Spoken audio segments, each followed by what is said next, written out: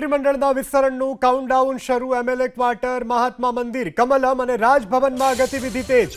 પક્ષની સૂચના પ્રમાણે ભાજપ ધારાસભ્યો પહોંચી રહ્યા છે ગાંધીનગર.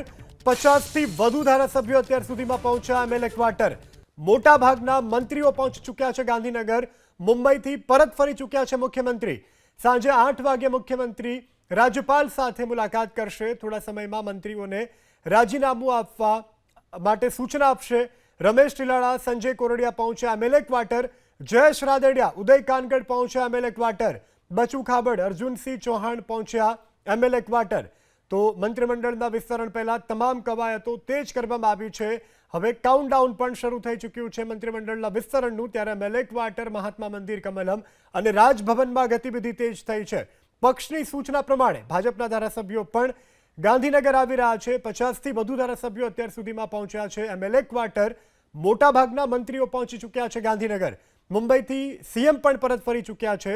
આજે રાત્રે 8 વાગ્યે મુખ્યમંત્રી રાજ્યપાલ સાથે મુલાકાત કરશે.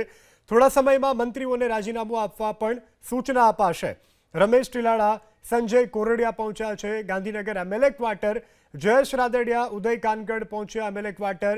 બચુ ખાબડ, અર્જુનસિંહ ચૌહાણ પણ પહોંચ્યા છે એમએલએ ક્વાર્ટર. તો મંત્રીમંડળના વિસ્તરણ પહેલા તમામ ધારાસભ્યો અત્યારે આવી પહોંચ્યા છે